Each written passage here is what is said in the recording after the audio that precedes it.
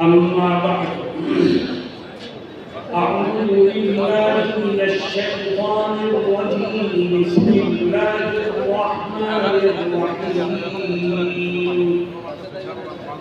ونضع الموازين القسط ليوم القيامة فلا تظلم نفس شيئا وإن كان مثقال حبة من خردل أتينا بها وكفى بنا حاسبين صدق الله مولانا العظيم. حضرات علماء کرام، معزز حاضرین اور عزیز طلبہ، اللہ رب العزت کا یہ فضل و کرم اور اس کا احسان ہے کہ اس نے ہم کو اور آپ کو اس مبارک محفل میں جمع ہونے کا موقع نصیب فرمایا۔ اللہ رب العزت ہمارے اس مل بیٹھنے کو قبول فرمائے اور ہمیں قرآن و حدیث کے علوم و فیوض سے وافر حصہ، ایک بڑا حصہ نصیب فرمائے۔ میرے عزیز طلبہ، ابھی آپ کے ایک ساتھی نے بخاری شریف کی آخری روایت پڑھی ہے۔ امام بخاری رحمہ اللہ نے آخری باب قائم کرتے ہوئے قرآن کریم کی ایک آیت کو پیش فرمایا۔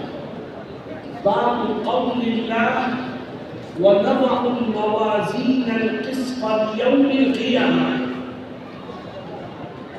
امام بخاری کی بہت سی خصوصیات ہیں، اس میں سے ایک بڑی اہم خصوصیت یہ ہے کہ وہ جب کسی بات کو قائم کرتے ہیں تو در حقیقت اس کے ذریعے سے وہ پڑھنے والوں کو اور امت کو ایک پیغام دینا چاہتے ہیں۔ ان کے بہت سے علوم ترجمہ الباب میں پوشیدہ ہیں، جس کے سلسلے میں اکابر علماء نے بڑی بڑی کتابیں لکھی ہیں اور ترجمہ الباب کے مقاصد کو اور اس میں چھپے ہوئے رازوں کو بیان کیا ہے۔ میں آپ کے سامنے اس آخری بات کے سلسلے میں کچھ کہنا چاہتا ہوں۔ امام بخاری رحمہ اللہ آخری بات کو قائم کرتے ہوئے قرآن کی ایک آیت کو پیش کرتے ہیں۔ مقصد کیا ہے؟ اس آخری بات کے ذریعے سے وہ امت کو کیا پیغام دینا چاہتے ہیں؟ میرے عزیز طلبہ، امام بخاری رحمہ اللہ نے پوری کتاب لکھ دی اور آخری بات کو قائم کرتے ہوئے ایک آیت کو پیش کیا، اور اس آیت کا تعلق میدان محشر سے ہے۔ اس آیت کو پیش کر کے وہ پڑھنے والوں اور تمام امت کے دلوں میں آخرت کی فکر کو پیدا کرنا چاہتے ہیں، اور اس آخری بات کے ذریعے سے یہ پیغام دینا چاہتے ہیں کہ دنیا کچھ نہیں ہے، ایک دن ختم ہو جائے گی، اصل تو آخرت ہے۔ اس لیے ہر ایک کو اپنی آخرت کو سجانے اور اس میں کامیابی حاصل کرنے کے لیے زندگی کے آخری سانس تک کوشش کرتے رہنا چاہیے۔ میرے عزیز طلبہ، اس باب میں جس آیت کو ذکر کیا گیا ہے وہ آیت بڑی اہم ہے، اور ہم سب کو اس آیت کو ذہن میں رکھنا چاہیے۔ میں آپ کے سامنے ایک حدیث شریف پیش کرتا ہوں جس سے اس آیت کی اور مزید وضاحت ہو جائے۔ میرے دوستوں، ساتھیوں، ایک دن قیامت آنے والی ہے، ایک دن ہم سب کو اپنے رب کے سامنے کھڑے ہو کر اپنے کیے کا حساب دیں۔ قیامت کا دن بڑا بھیانک دن ہوگا، بڑا سخت دن ہوگا، العزت اس دن کی سختیوں کو ذکر کرتا ہے اور کیا کہتا ہے؟ یا ایھا الناس اتقوا ربکم ان زلزلۃ الساعۃ شیء عظیم۔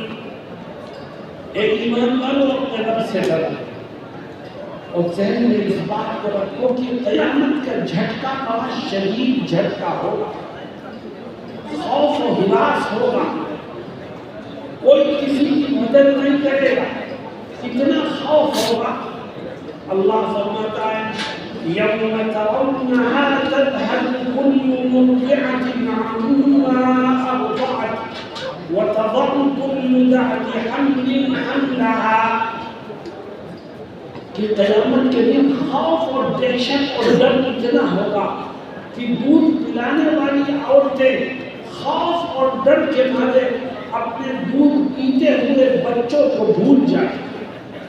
خوف اتنا ہوگا کہ دہشت اور خوف کی وجہ سے حاملہ عورتیں اپنے حمل کو ضائع کر بیٹھیں گی، اور خوف اتنا ہوگا وَتَرَى النَّاسَ سُكَارَىٰ وَمَا هُم بِسُكَارَىٰ وَلَٰكِنَّ عَذَابَ اللَّهِ شَدِيدٌ۔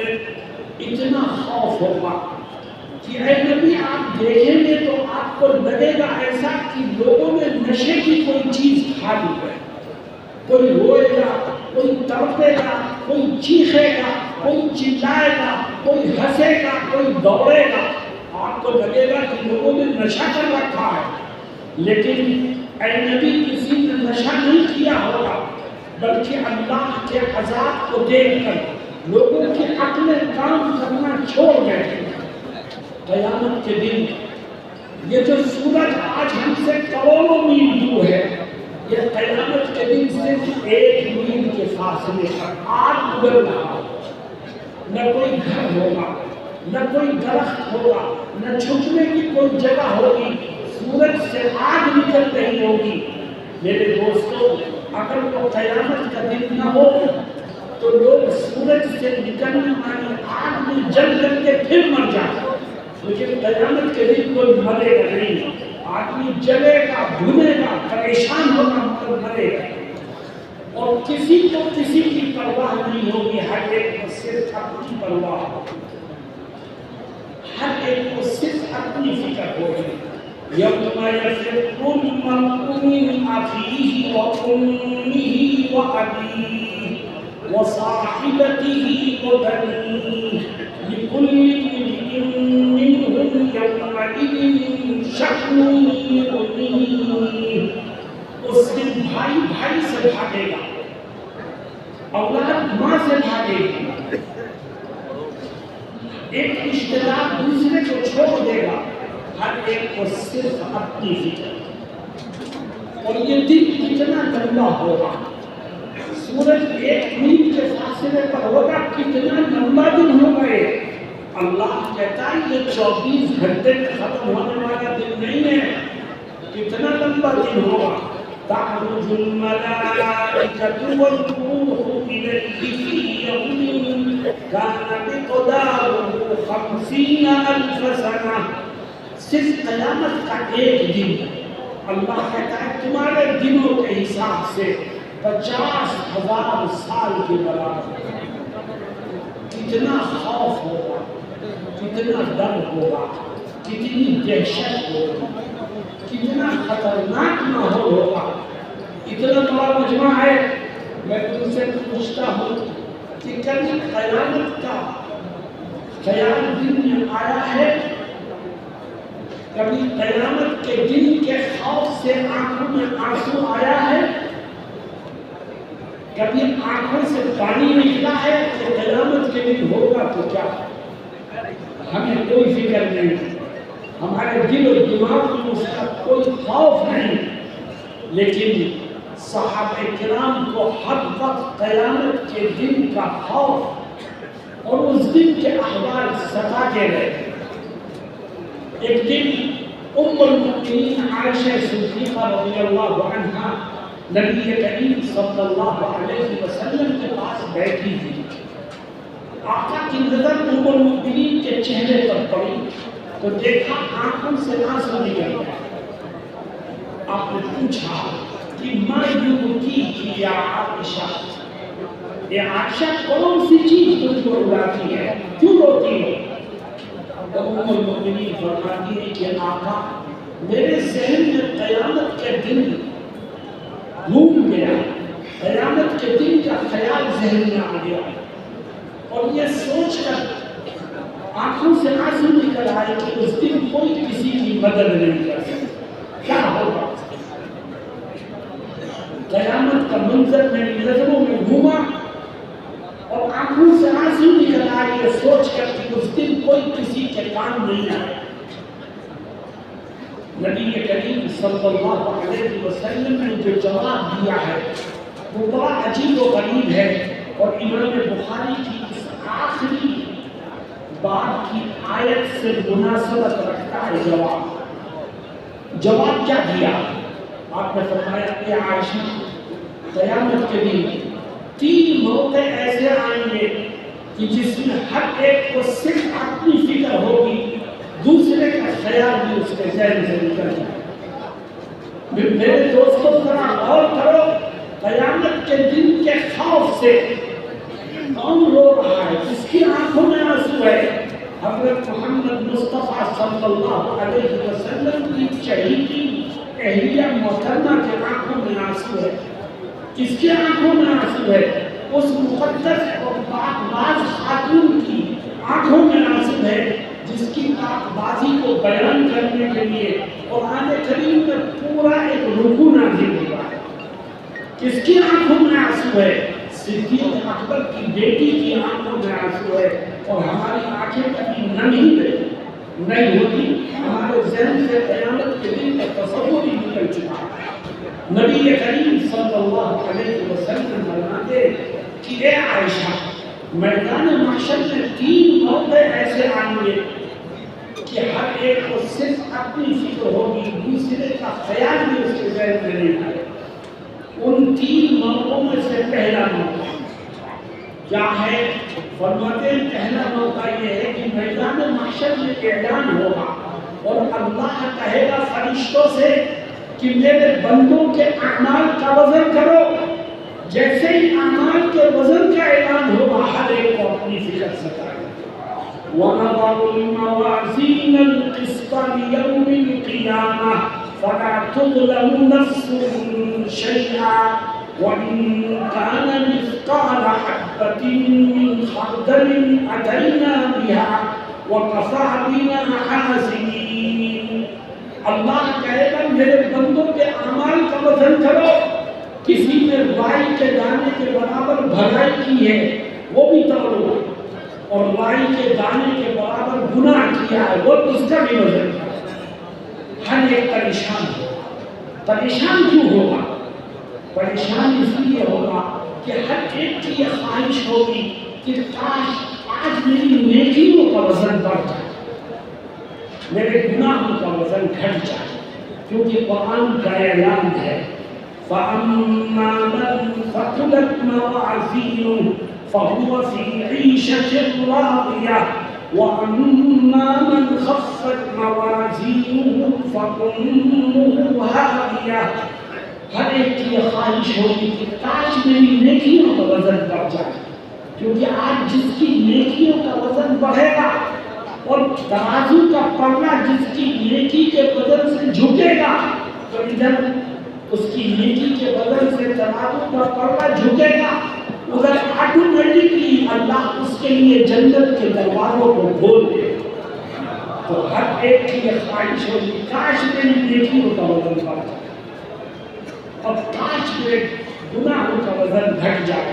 کیونکہ آج جس کے گناہوں کا وزن بڑھ گیا اس کا ٹھکانہ جہنم کے سوا کچھ نہیں. لیکن میرے دوستوں اور ساتھیوں، میدان محشر میں کھڑے ہو کر اگر ہم اس کی فکر کریں کہ کاش میری نیکی کا وزن بڑھ جائے تو اس دن کی فکر کسی کو کوئی فائدہ نہیں پہنچائے. میں آپ سے سوال کرتا ہوں کہ یہ بتاؤ کہ تم اپنی نیکیوں کے وزن کو بڑھانا چاہتے ہو کہ نہیں؟ بڑھانا چاہتے ہو تو آؤ اس کی فکر آج سے کریں. کیسے کریں؟ صرف جس نے زندگی میں یہ دو کام کیے تو اسے یقین ملا تھا کہ خدا اس کی نیکی کے وزن کو بڑھا دیا۔ سب سے پہلا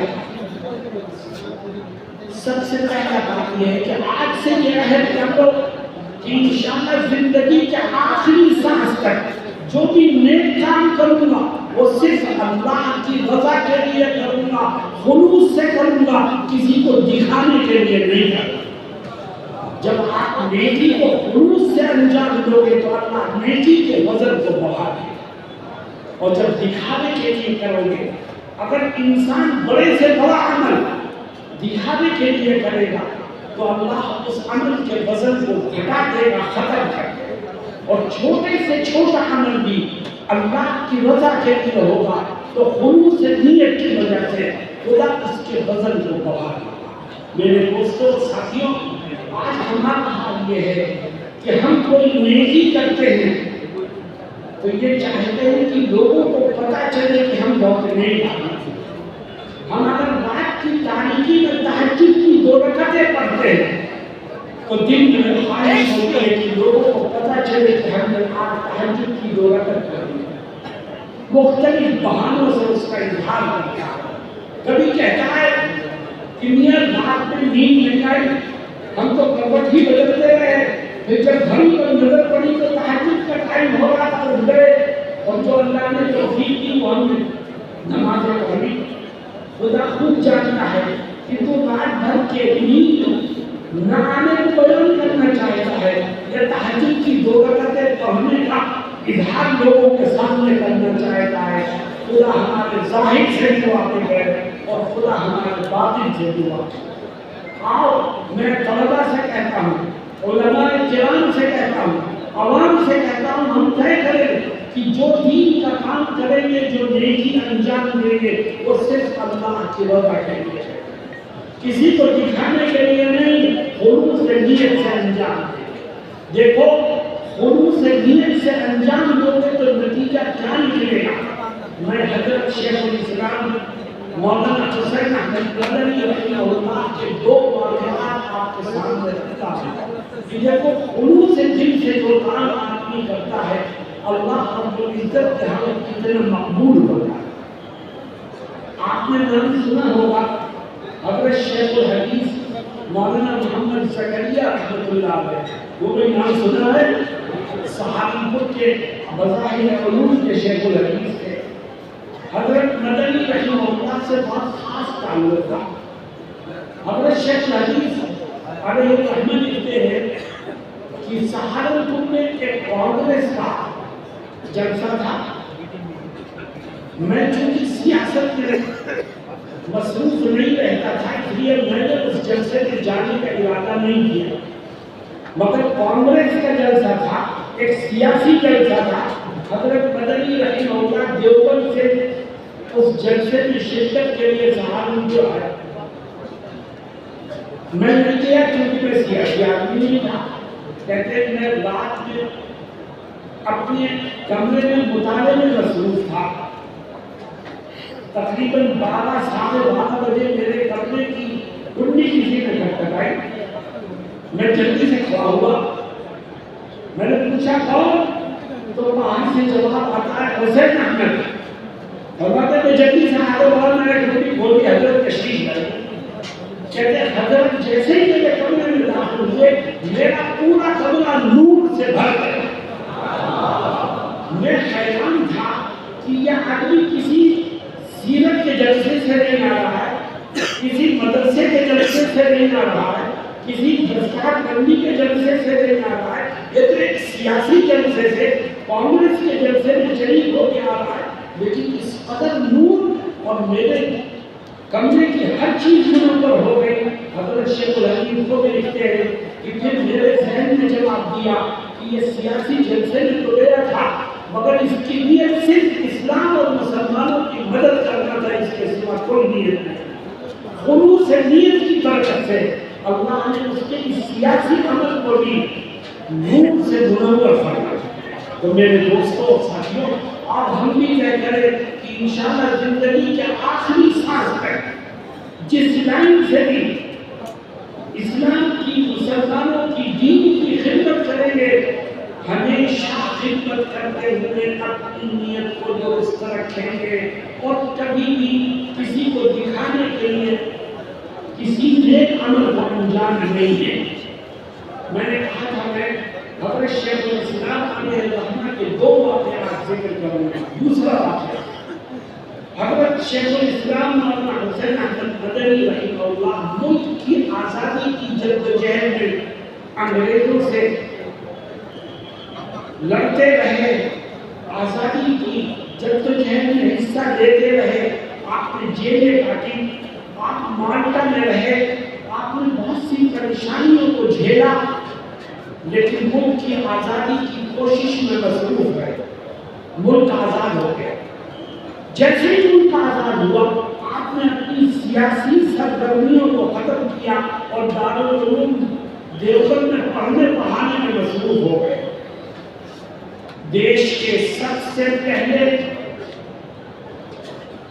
صدر، سب سے پہلے پریزیڈنٹ جو بنے وہ حضرت کے ساتھ جہاد آزادی میں جیل کاٹنے میں شریک تھے، راجندر پرساد، وہ سب سے پہلے پریزیڈنٹ آف انڈیا میں جب وہ پریزیڈنٹ بنے تو حضرت سے ملنے کے لیے دیوبند آئے۔ حضرت اپنے مہمان خانے میں تشریف فرما تھے، وہ حضرت سے ملنے آئے اور کہنے لگے گورنمنٹ آف انڈیا نے یہ طے کیا ہے کہ آپ نے ملک کی آزادی کے لیے بڑی قربانیاں دی ہیں، بڑی جدوجہد کی ہے، بڑی خدمات پیش کی ہے، گورنمنٹ آف انڈیا آپ کو پدم شری کا خطاب دینا چاہیے، ملک کا سب سے اعلیٰ خطاب آپ کو عطا کرنا چاہیے۔ حضرت نے ان کی بات سنی اور جواب کیا دیا؟ جواب یہ دیا کہ میں نے جو کچھ کیا تھا وہ اپنے رب کی رضا کے لیے کیا تھا، مجھے بدلہ بھی اسی کا چاہیے، مجھے ان سے کوئی بدلہ نہیں چاہیے۔ میرے دوستوں، ساتھیوں، قوم کے لیے، ملک کے لیے، اسلام کے لیے اور مسلمانوں کے لیے خدمات انجام دی اور کسی سے بدلہ لینے کو کسی قیمت پر تیار نہیں ہوئے۔ ان کی زبان پر تو وہی ایک جملہ تھا جو انبیاء کرام کی زبانوں پر رہا تھا، ما اسألكم علیہ من اجر ان اجری الا علی رب العالمین۔ میں تم سے کوئی بدلہ لینا نہیں چاہتا، مجھے تو میرے عمل کا بدلہ میرا رب عطا کرے۔ میرے دوستو، یہ خلوص نیت جب ہم میں اور آپ میں پیدا ہو جائے گا تو اللہ ہمارے عمل کے وزن کو بڑھا دے گا۔ تو بھائی اس پر عمل کریں گے انشاءاللہ، اور اگر عمل کے وزن کو بڑھانا چاہتے ہو تو ایک دوسرا کام ہے، اور وہ دوسرا کام یہ ہے کہ آج سے طے کریں کہ انشاءاللہ زندگی کے آخری سانس تک جب کسی کا کوئی حق میری طرف نکلے گا تو ایک ایک بھائی کا حساب کر کے اس کے حق کو ادا کرنا۔ بھائی کا حق ہو، بہن کا حق ہو، کاروبار میں شریک پارٹنر کا حق ہو، پڑوسی جس کا حق نکلے اس کو ادا کرو تو اللہ تمہاری نیکی کے وزن کو بڑھا دے گا۔ اور اگر کسی کا حق اپنی گردن پر لے کر دنیا سے جاؤ گے تو کیا ہوگا؟ یاد رکھو، جو گردن پر دوسروں کا حق لے کے جائے گا تو اللہ رب العزت اس کی نیکیوں کو حقداروں کے درمیان تقسیم کر دے گا اور اس کو کچھ نہیں ملے گا، وہ اپنی نیکی سے فائدہ نہیں اٹھا سکے گا۔ آپ ہم طے کریں کہ جب کسی کا حق ہماری طرف نکلے گا تو ایک ایک بھائی کا حساب کر کے اس کے حق کو ادا کریں گے انشاءاللہ۔ تعالوا نبی سے کہ کل کر دیں گے کہ پرسوں کر دیں گے، ہم میں سے کسی کو بتا نہیں کہ ہم عافیت اور خیر سے اپنے گھر کو پہنچ سکیں گے یا نہیں پہنچ سکیں گے، کل صبح کا سورج دیکھ سکیں گے یا نہیں دیکھ سکیں گے۔ امام بخاری رحمہ اللہ ہمیں اسی کی طرف متوجہ کرتے ہیں اور کہتے ہیں دیکھو اللہ کہتا ہے میں تمہارے حق عمل کا وزن کروں گا، اس لیے اپنی نیکیوں کو کے وزن کو بڑھانے کی فکر آج ہی سے کرو، اور جو نیکی کے وزن کو بڑھانا چاہتا ہے اس کو زندگی میں یہ 2 کام کرنے ہیں۔ سب سے پہلا کام یہ کہ جو بھی عمل کرو خلوص کے ساتھ، صحیح نیت کے ساتھ اس کو انجام دو. اور دوسرا کام یہ کہ جب کسی کا حق نہیں ہے تو ایک ایک پائی کا حساب کر کے اس کے حق کو. میرے دوستوں ساتھیوں، دوسرا اعلان میدان محشر میں دوسرا موقع بھی آئے گا جب ہر ایک کو صرف اپنی فکر ہوگی، دوسرے کی فکر اس کے ذہن سے نکل آئے. وہ دوسرا موقع کیا ہے؟ نبی کریم علیہ السلام ام المؤمنین عائشہ صدیقہ رضی اللہ عنہا سے فرماتے ہیں کہ اے عائشہ، میدان محشر میں یہ اعلان ہوگا، اللہ حکم دے گا، فرشتوں سے کہے گا کہ میرے بندوں کے نامہ اعمال کو تقسیم کر دو. جیسے ہی نامہ اعمال کی تقسیم کا اعلان ہوگا تو ہر ایک کو اپنی فکر ہوگی اور دوسرے کا خیال اس کے ذہن سے نکل جائے. فکر کیا ہوگی؟ ہر ایک کو یہ فکر ہوگی کہ کاش آج نامہ اعمال مجھے سیدھے ہاتھ میں مل جائے. کیونکہ جس کا نامہ اعمال سیدھے ہاتھ میں ملے گا، نجات کے راستے اس کے لیے کھلتے چلے گا. اور جس کا نامہ اعمال الٹے ہاتھ میں ملے گا، ناکامی اور بربادی کے سوا اس کو کچھ حاصل نہیں ہوگا. اللہ رب العزت قرآن کریم میں فرماتا ہے وَأَمَّا مَنْ أُوتِيَ كِتَابَهُ بِيَمِينِهِ فَيَقُولُ هَاؤُمُ اقْرَءُوا كِتَابِيَهْ، کہ جس کا نامہ اعمال سیدھے ہاتھ میں ملے گا وہ اسے دیکھے گا، سمجھ جائے گا. وہ تو فرسٹ ڈویژن سے بھی پاس ہے اور فرسٹ پوزیشن سے بھی پاس ہے. اور جو پاس ہوتا ہے وہ اپنا رزلٹ چھپا کے نہیں رکھتا، ہر ایک کو دکھاتا ہے. چنانچہ جس کا نام اعمال سیدھے ہاتھ میں ملے گا وہ میدان محشر میں بھاگتا پھرے گا، ہر ایک کے پاس جائے گا اور کہے گا ہاؤم اقرءوا کتابیہ، لوگ دیکھو میرا نام اعمال پڑھو، میرے رب نے میرے گناہوں کو معاف کر کے میری مغفرت کا فیصلہ کر دیا. ہر ایک کی خواہش ہوگی کہ کاش آج نام اعمال مجھے سیدھے ہاتھ میں مل جائے. لیکن میرے دوستو، اس دن کی فکر اور اس دن کا رونا تڑپنا کسی کو کوئی فائدہ نہیں پہنچاتا. اگر نام اعمال سیدھے ہاتھ میں حاصل کرنا چاہتے ہو تو زندگی میں صرف ایک کام کرو. کیوں نہیں کرو گے؟ صرف ایک کام کرو. جو اس ایک کام کو کرے گا تو اسے یقین دلاتا کہ اللہ نام اعمال اس کو سیدھے ہاتھ میں آتا ہے. وہ کام کیا ہے؟ قرآن میں اللہ خود اس کو ذکر کرتا ہے.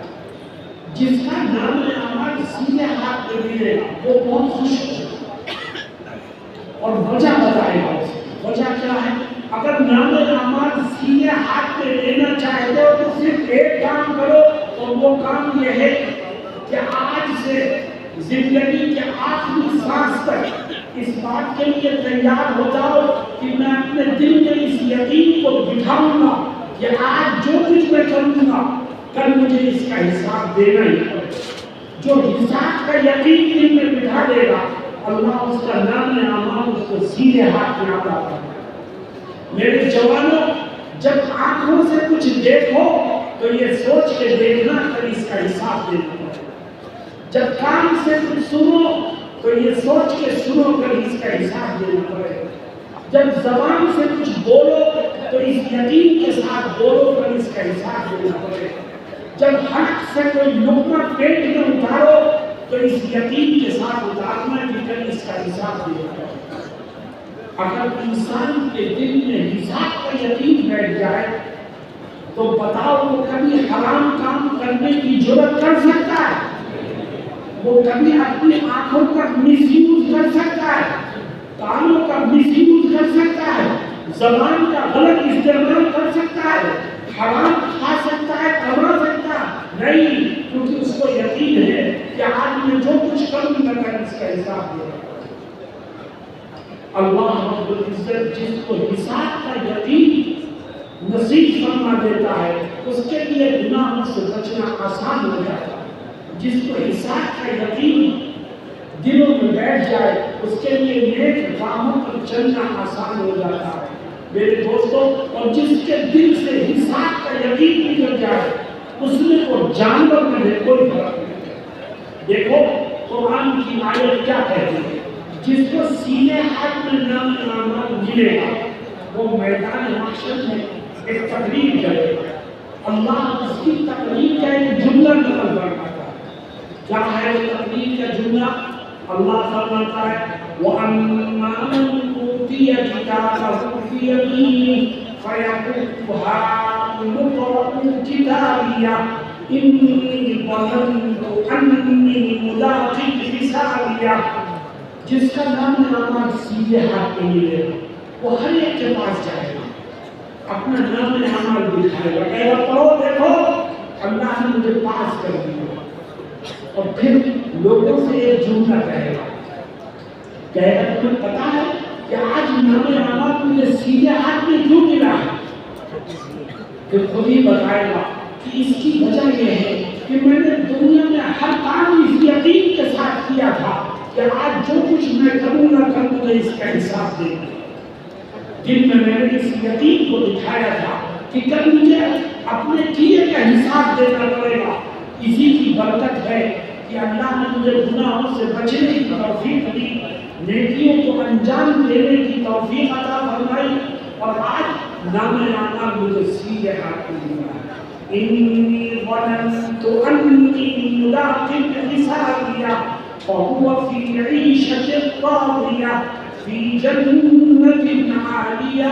میرے دوستوں ساتھیوں, ہم جب یہاں بہت سے لوگ ہیں جن کے چہروں پر داڑھیاں نہیں ہیں, جب صبح کو آئینے کے سامنے کھڑے ہو کر نبی کی سنت کو کھرچ کر نالیوں میں بہانے کا ارادہ کرنا, تو یہ سوچ لینا کہ آج جو کر رہے ہو اس کا حساب دینا ہے. حساب کا یقین بیٹھ جائے تو زندگی کے ہر قدم پر انسان کے لیے گناہوں سے بچنا آسان ہے. اور جس کے دل میں حساب کا یقین نہیں ہوگا, یاد رکھو نام اعمال اس کو سیدھے ہاتھ میں نہیں ملے گا, الٹے ہاتھ میں. چنانچہ قرآن کے آگے اللہ کیا کہتا ہے؟ فرماتا ہے وَأَمَّا مَنْ أُوتِيَ كِتَابَهُ بِشِمَالِهِ فَيَقُولُ يَا لَيْتَنِي لَمْ أُوتَ كِتَابِيَهْ وَلَمْ أَدْرِ مَا حِسَابِيَهْ. جس کو الٹے ہاتھ میں ملے گا نام اعمال وہ تو فیل ہو گیا, اور آپ کو پتا ہے کہ فیل ہونے والا اپنا رزلٹ کسی کو دکھاتا نہیں ہے, وہ تو اسے چھپاتا ہے, یہ بھی کسی کو نہیں دکھاتا. لیکن ایک جملہ بولے گا, اللہ اس کے جملے کو نہ کرتا, اور کیا کہے گا وَلَمْ أَدْرِ مَا حِسَابِيَهْ. دیکھو نام اعمال میرے الٹے ہاتھ میں آ گیا. الٹے ہاتھ میں کیوں آیا ہے؟ اس کی وجہ یہ ہے کہ میں نے دنیا میں کبھی سوچا بھی نہیں تھا کہ مجھے اپنے کیے کا حساب بھی دے. میرے عزیز طلبا, اس یقین کو دل میں بٹھاؤ کہ ہم آج جو کچھ کریں گے کل ہمیں اس کا حساب دیں. اس کی برکت سے اللہ نام اعمال سیدھے ہاتھ میں عطا فرمائے گا اور میدان محشر کی ذلتوں سے محفوظ رکھے گا. تو وہ عمل کریں گے انشاءاللہ. آخری اعلان, نبی کریم صلی اللہ علیہ وسلم ام المؤمنین عائشہ صدیقہ رضی اللہ عنہا سے فرماتے ہیں کہ عائشہ میدان محشر میں تیسرا اعلان بھی ہوگا, اور اس کو سن کر بھی ہر ایک صرف اپنی فکر میں پڑے گا, کسی کو کسی اور کی فکر نہیں ہوگی. وَلَا يَسْأَلُ حَمِيمٌ حَمِيمًا يُوَصَّلُونَهُ. ایک دوسرے کو دیکھیں گے, بہت پکی دوستی کی دنیا میں, لیکن دوست ایک دوسرے کو دیکھے گا مگر کوئی کسی سے بات نہیں کرے گا, ہر ایک اپنی فکر میں پڑا ہوگا. وہ تیسرا اعلان کیا ہوگا؟ اللہ کے نبی حضرت محمد مصطفیٰ صلی اللہ علیہ وسلم فرماتے ہیں کہ میدان محشر میں لوگ جمع ہوں گے, اللہ رب العزت جہنم کے اوپر ایک پل کو رکھے جس کو پل صراط کہتے ہیں. نیچے جہنم بہہ رہی ہوگی, اوپر وہ پل ہوگا, اور جہاں وہ پل ختم ہوگا وہاں جنت کا دروازہ ہوگا. جنت میں وہی داخل ہو سکے گا جو اس پل کو پار کرنے میں کامیاب ہے. اعلان ہوگا کہ پل صراط پر سے لوگوں کو گزارو, تو ہر ایک کو اپنا خوف ہوگا, دوسرے کا خیال بھی اس کے ذہن سے نکل جائے گا. اور خوف کیا ہو؟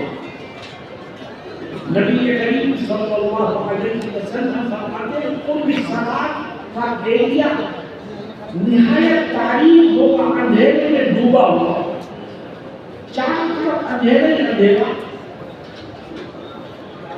پل کہاں سے شروع ہو رہا ہے کچھ پتا نہیں، ریلنگ ہے کہ نہیں ہے کچھ پتا نہیں، نیچے جہنم دہک رہی ہے، اگر تھوڑا سا ڈس بیلنس ہوا تو جہنم، اور اللہ کا حکم ہوگا گزرو اس پر سے، اے خدا کیسے گزرے تم جس کو نہیں رہا ہے، نیچے آگ جل رہی ہوگی، کسی ساتھی کے ذہن میں یہ آ سکتا ہے کہ جہاں آگ جلتی ہے وہاں مجھے آگ کی روشنی تو ہو جاتی ہے، تو اندھیرا کیا ہوگا؟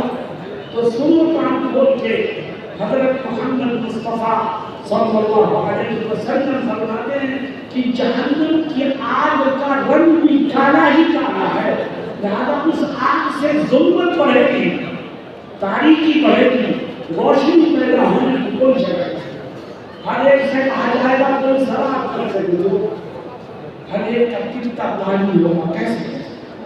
اب دیکھو اللہ کی مدد ہے، کس کے لیے مدد ہوگی؟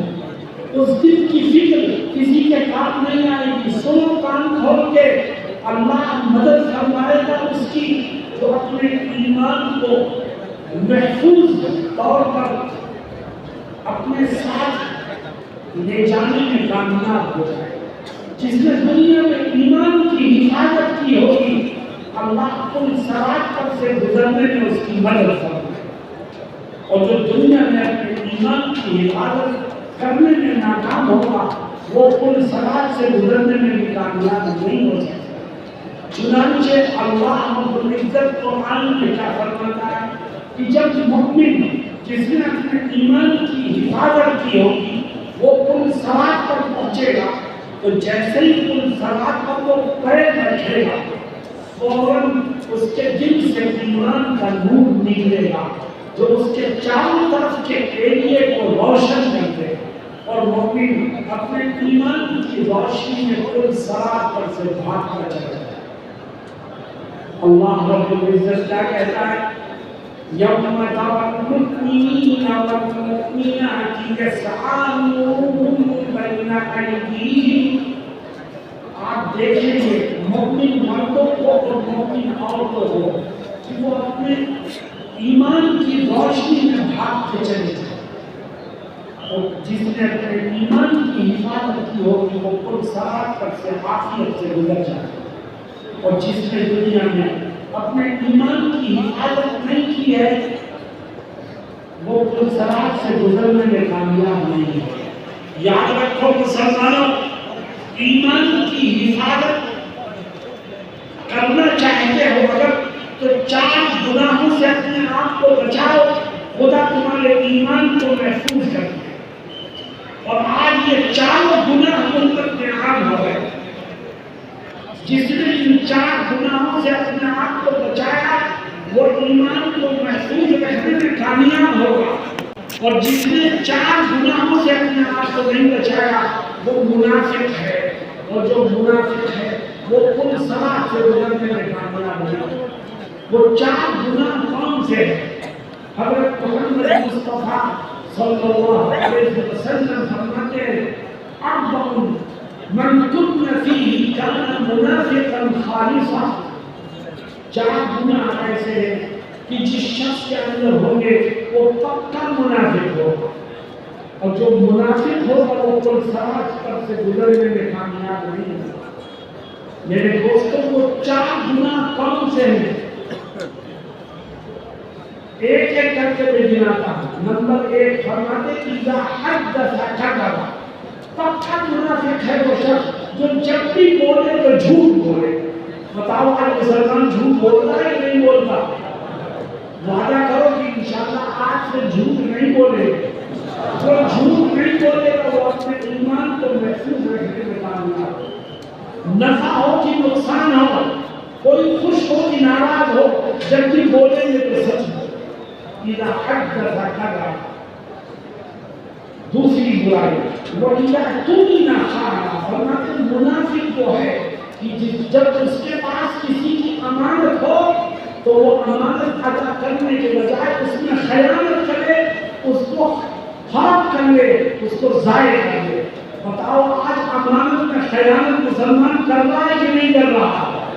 وعدہ کرو کہ انشاءاللہ ہم خیانت کے گناہ سے بچنے کی کوشش کریں۔ جو امانت کی حفاظت کرے گا وہ اپنے ایمان کو محفوظ رکھنے میں کامیاب ہوگا، اور جو ایمان کو محفوظ رکھنے میں کامیاب ہوا خدا اس کو پرسرات سے گزرنے میں اس کی مدد کرتا ہے۔ تیسری بری عادت فرماتے ہیں تو وَإِذَا وَعَدَ أَخْلَفَ۔ منافق کون ہے؟ منافق وہ ہے جس میں یہ بری عادت ہو کہ جب بھی وعدہ کرے تو ہمیشہ وعدہ کے خلاف ورزی کرے۔ وعدے کو توڑنا یہ منافق کی علامت ہے۔ جو اپنے وعدے کی حفاظت کرے گا خدا اس کے ایمان کو محفوظ کرے گا۔ تو بھئی وعدے کی پابندی کرو گے انشاءاللہ۔ اور دیکھو آخری ہے منافق کا، فرماتے ہیں وَإِذَا خَاصَمَ فَجَرَ، یہ بھی عام ہو گیا۔ منافق کون ہے؟ منافق وہ ہے کہ جب اس سے کسی کی انبن ہو جائے، لڑائی جھگڑا ہو جائے تو فوراً ماں بہن کی گالیوں پر اتر آئے۔ جو ماں بہن کی گالیاں دیتا ہو، جس کی زبان قابو میں نہ ہو، جو لوگوں کو برا بھلا کہتا ہو، وہ منافق ہے۔ اور یاد رکھو جو منافق ہے اس کا ایمان محفوظ نہیں ہے۔ چنانچہ وقت ذوالجلال کیا کہتا ہے؟ کہتا ہے تم نفاق سے بچو، اور منافق کی یہ 4 عادتیں ہیں ان سے بچو، ورنہ ہوگا کیا؟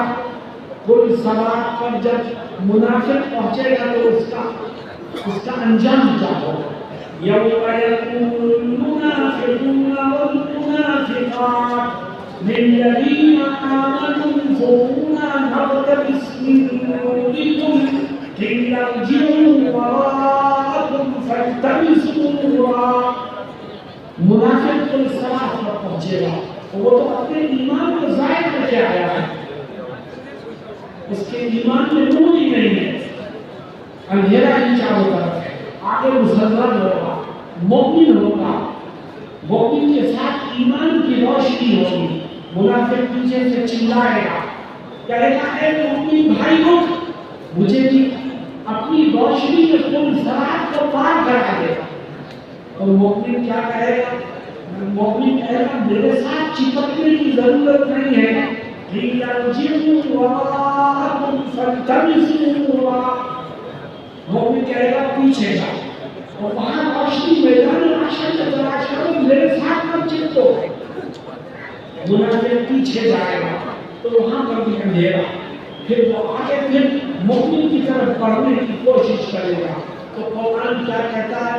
اب دوبارہ جب وہ مومن کی طرف بڑھنے کی کوشش کرے گا تو فَضُرِبَ بَيْنَهُم بِسُورٍ لَهُ بَابٌ بَاطِنُهُ فِيهِ الرَّحْمَةُ وَظَاهِرُهُ مِن قِبَلِهِ الْعَذَابُ۔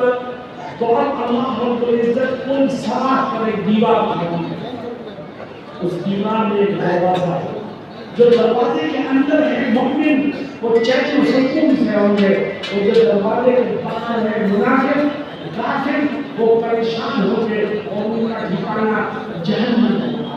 میرے دوستوں، اگر کوئی صراط کو پار کرنے میں کامیاب ہونا چاہیے تو منافقوں والی عادتوں سے اپنے آپ کو بچاؤ، تمہارا ایمان محفوظ رہے گا، اور ایمان کی روشنی میں کوئی صراط کو پار کرنا آسان ہوگا۔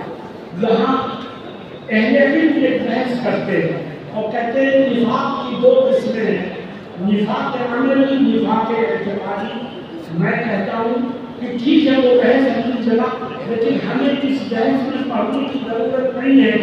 قرآن میں نفاق مطلق استعمال ہوا ہے، کوئی قید نہیں ہے۔ یوم یقول المنافقون والمنافقات، اسی طرح حدیث میں أَرْبَعٌ مَنْ كُنَّ فِيهِ كَانَ مُنَافِقًا خَالِصًا، حدیث میں بھی کوئی قید نہیں ہے، ہم بھی کوئی قید نہیں لگا، اور یہ کہیں کہ منافق ان صراط کو پار کرنے میں کامیاب نہیں ہوگا۔ ہاں اگر نفاق عملی ہے تو کچھ دن کی سزا بھگت کے جنت میں چلا جائے گا، اور اگر نفاق اعتقادی ہے تو اس کے لیے جہنم سے نکلنا ممکن نہیں ہوگا، وہ جہنم سے نکلنے سے محروم رہے گا۔ اللہ رب العزت میدان محشر کی ناکامیوں سے ہم سب کی حفاظت فرمائے۔ میرے عزیز دوستو، یہ حدیث شریف ذہن میں رکھو، پھر دیکھو امام بخاری نے جو باب قائم کیا ہے، اس باب کی مناسبت اس حدیث شریف سے کتنی زیادہ ہے۔ اور امام بخاری رحمہ اللہ بھی در حقیقت میدان محشر کی فکر اور قیامت کے دن کی فکر ہمارے دل و دماغ میں پیدا کرنا چاہتے ہیں، اسی لیے اس آیت کو لائے وَنَضَعُ الْمَوَازِينَ الْقِسْطَ لِيَوْمِ الْقِيَامَةِ۔ میرے دوستوں ساتھیوں، انسان کے اعمال کا بھی وزن ہوگا اور انسان کے قول کا بھی وزن ہوگا۔ یہاں پر ایک سوال یہ پیدا ہوتا ہے کہ اعمال ہو یا اقوال، یہ تو آواز میں سے ہے، ان کا کوئی جسم نہیں ہے، ان کا وزن کیسے ہو؟ لیکن یہ نامناسب سوال ہے، کیونکہ ہم جس عالم میں ہیں یہ عالم دنیا ہے، اور اس آیت میں جس عالم کی بات بیان کی جا رہی ہے یہ عالم آخرت ہے۔ عالم بدل گیا، عالم دنیا میں اقوال اور اعمال یہ احوال ہیں، لیکن عالم آخرت میں اللہ ان کو جسم کی میں تبدیل فرمانے گا اور اس طرح سے ان کا وزن ہوگا۔ آگے روایت میں کیا ہے وہ بیٹا مجھے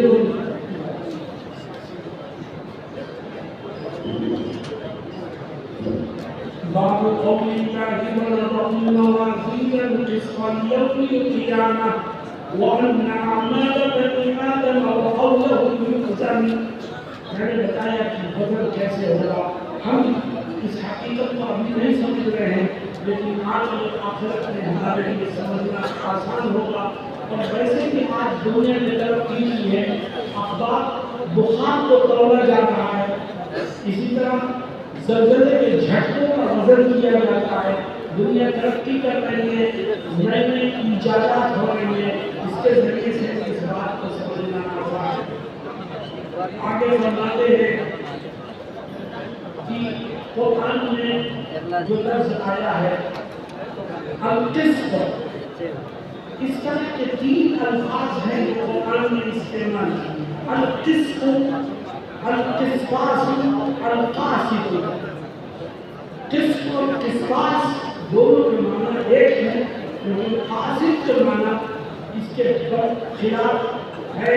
چنانچہ کیا فرماتے ہیں وقال مجاہد، ایک تفسیر کے امام ہے امام مجاہد، وہ کہتے ہیں القسطاس العدل۔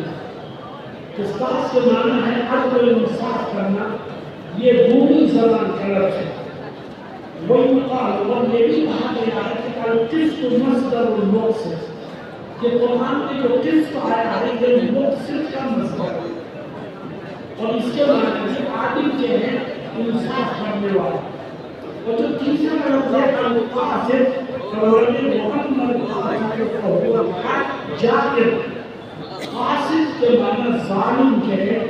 چنانچہ قرآن میں اللہ فرماتا ہے وَأَنَّ الْقَاسِطُونَ كَانُوا لِجَهَنَّمَ حَطَبًا، ظلم و ستم کرنے والے، ناانصافی کرنے والے جہنم کا ایندھن۔ اس روایت میں اس آیت کو ذکر کرتے ہیں اور اس کی کچھ وضاحت کرنے کے بعد امام بخاری رحمہ اللہ آیت میں صرف مطابقت رکھنے والی، آیت سے مطابقت رکھنے والی روایت کی ہے۔ اور کیا کہتے ہیں وَبِهِ قَالَ حَدَّثَنَا أَحْمَدُ بْنُ أَشْهَابَ قَالَ حَدَّثَنَا مُحَمَّدُ بْنُ فُضَيْلٍ عَنْ عُمَارَةَ بْنِ الْقَعْقَاعِ عن أبي زرعة عن أبي هريرة رضي الله عنه قال قال النبي صلى الله عليه وسلم كلمتان حبيبتان إلى الرحمن، دو کلمے ہیں جو رحمان کو بہت پسند ہے۔ رحمان کو بہت پسند ہے تو پھر مشکل کرنے ہوں گے. آگے فرماتے ہیں رحمان کو تو بہت پسند ہے مگر خفیفتان علی اللسان، مگر وہ دونوں کرنے زبان پر بات ہلکے. اچھا اگر زبان پر ہلکے ہے تو ترازو میں ان کا کیا وزن ہو؟ فائدہ کیا ہوگا ان کو پڑھنے سے؟ فرماتے ہیں خفیفتان علی اللسان ثقیلتان فی المیزان. زبان پر تو دونوں بہت ہلکے ہیں لیکن ترازو میں بہت بھاری ہے. اور دونوں کرنے کیا ہے؟ سبحان اللہ و بحمدہ سبحان اللہ العظیم. میرے دوستوں ساتھی بہت ہلکے ہیں دو جملے، آسان ہے اور زبان پر مشکل نہیں ہے مگر ترازو میں بہت بھاری ہے. جتنے ساتھی یہاں بیٹھے ہیں میں ان سے ایک درخواست کرتا ہوں، اور درخواست یہ ہے کہ آج سے یہ طے کرو کہ انشاءاللہ روزانہ سبحان اللہ و بحمدہ سبحان اللہ العظیم کی ایک تسبیح صبح کو پڑھیں گے اور ایک تسبیح شام کو پڑھیں گے. اللہ اس کلمے کی ان دونوں کلموں کی برکت سے آپ کے ترازو میں، آپ کی نیکیوں میں وزن کو پیدا کرے گا اور آپ کا قول باوزن بنے گا، جس کی وجہ سے دنیا اور آخرت کی کامیابیاں آپ کے قلبوں کو چھوئیں گی. میں صرف طلباء عزیز سے دو باتیں کہہ کر کے اپنی بات کو ختم کروں. صرف دو باتیں. میرے عزیز طلباء، آپ عالم بن گئے، آج آپ نے آخری حدیث دی ہے، اللہ آپ کے لیے مبارک ہے. مگر میں آپ کو دو نصیحتیں کرتا ہوں. پہلی نصیحت یہ ہے کہ آج سے طے کرو کہ انشاءاللہ جو کچھ ہم نے پڑھا ہے ہم زندگی کے آخری سانس تک اس کو پھیلانے کی کوشش کرتے ہیں، کیونکہ صرف پڑھنے کا کافی نہیں ہے. جناب رسول اللہ صلی اللہ علیہ وسلم اس عالم کو قابل رشک بتاتے ہیں جو پڑھنے کے بعد اپنے علم کی نشر و اشاعت کو مصروف ہوتا ہے. چنانچہ فرماتے ہیں حدیث شریف میں کہ لا حسد الا فی اسمین رجل آتاہ اللہ مالا فصدقه على حرکته فی الحق ورجل آتاہ اللہ الحکمة فیقضی بها ویعلمها. دو قابل رشک ہے. ایک وہ شخص جس کو خدا نے مال و دولت دیا اور وہ اس مال کو اللہ کی راہ میں خرچ کرتا ہو، یہ قابل رشک ہے. یہ دنیا کی ختم ہو جانے والی دولت سے آخرت کی نہ ختم ہونے والی نعمتوں کو خرید رہا. اور دوسرا قابل رشک وہ ہے جس کے پاس علم ہو، فیقضی بها ویعلمها. وہ اپنے اس علم کے ذریعے سے مسلمانوں کے درمیان فیصلے کرتا ہو اور دوسروں کو پڑھانے اور دوسروں تک اس علم کو پہنچانے کا کام کرتا ہو. اس لیے تم پہلی میری نصیحت یاد رکھو کہ جو کچھ اپنے اساتذہ سے سیکھا ہے زندگی کے آخری سانس تک دوسروں تک پہنچانے میں اس کو مصروف رہو. اللہ تمہیں قابل رشک بنا دے گا انشاءاللہ.